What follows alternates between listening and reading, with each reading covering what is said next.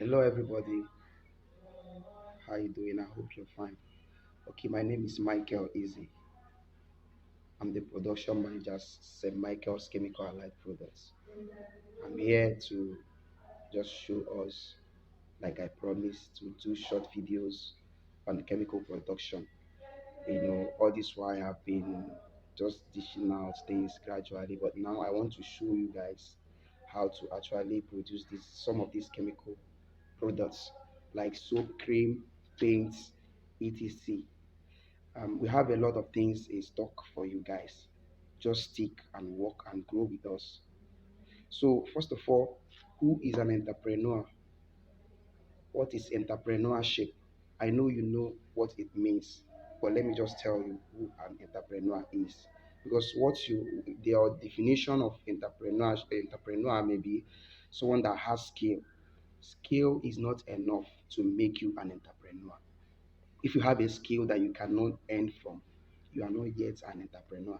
Okay, let's consult people that are guru, that are professionals in that area. For example, a famous entrepreneurship advocate, OSV, said that an entrepreneur is a person who habitually creates and innovates to build something of recognized value around perceived opportunity. Did you get it? Something that has a value, and it must be in a perceived opportunity. That you must see an opportunity for you to create that thing that has value. If skill you learned does not have value in wherever you are staying or in wherever you find yourself, then I think you won't call yourself an entrepreneur. That is my opinion, by the way. So, in my own niche, that is chemical production. What is chemical production? It is the use of one or two chemicals to make products.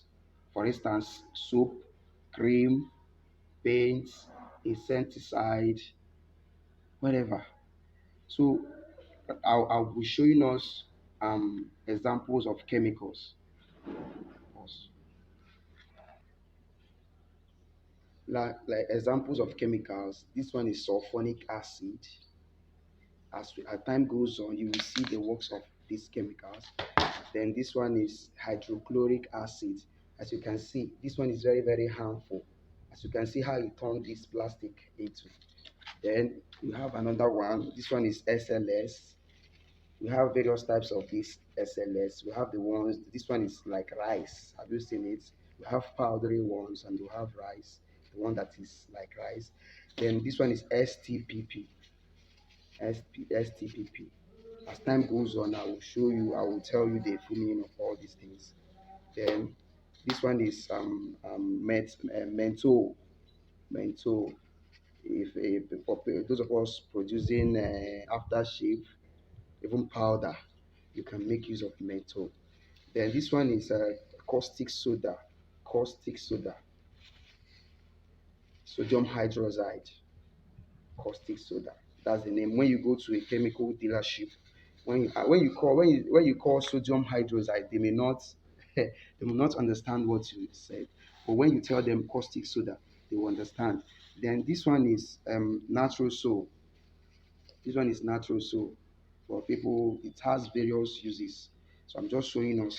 And this one is soda ash. You can use it also for various purposes. Okay, this one is glycerin. This one has various health benefits. You can use it to produce shampoo. You can use it even body cream. You can use it to produce body cream.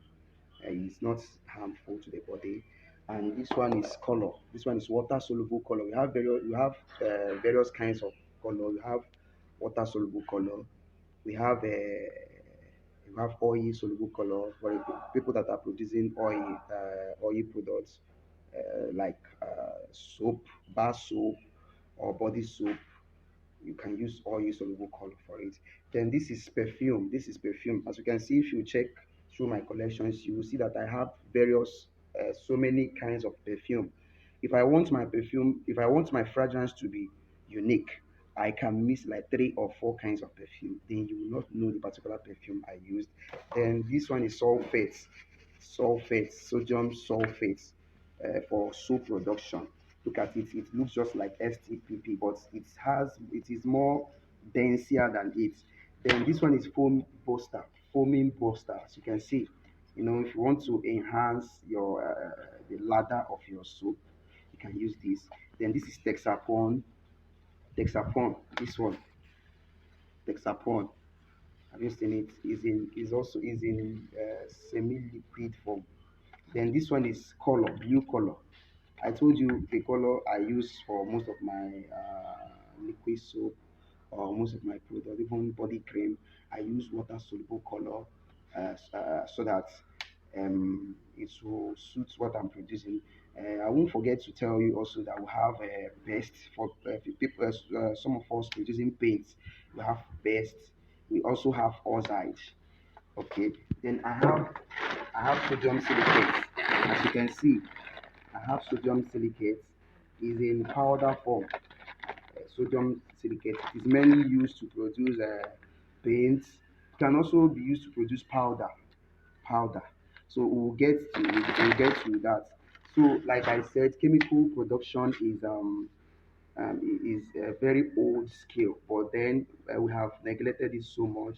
I could remember one of my aunts used to produce white soap, all this white soap used in washing for laundry. So we'll go over to the equipment that you will need for now to produce these things at the comfort of your home. You know, equipment used in chemical production. This one is hydrometer. As you can see, hydrometer, it can be used to check. Most of us knows what this thing is. You use it to check acidity of your sodium hydroxide, that is your caustic soda. For people that are producing bar soap or washing soap, it has reading. It has reading. If you can check, it has reading. You know, if I tell you it has 122, it has 1275, you know, depending on what you are producing. If you are producing detergents, if you are producing your bar soap, or if you are producing your toilet soap, it has reading accordingly. Then another thing that is so important in chemical production is the scale. Kitchen scale. This one is just the capacity of this one is five, just 5 kg. For people that are producing paints and other heavy products, you will need larger scales. You know, this is the mold. This is the mold for bar soap production. This is the mold. This is just a mold constructed by the welders, for bar soap production. Then another thing there is the buckets. You can use bucket. There are buckets of different sizes, different capacities. Like this one over here. This one is the one we use to produce paint. This one is 60 liter capacity. 60 liter capacity, and also water in chemical production, the importance of water in chemical production. Like water is very important to human being. It's also important in chemical production. Most products are water based. You can use water to premix. You can use water to increase the volume of your batch. You can also use water to correct. For instance, if you make mistake in some products, for instance, liquid soap, you can use your water to correct it. So as time goes on, I will show us how to do these things. And the second one is production of shampoo. I will teach us also how to produce shampoo today. Thanks.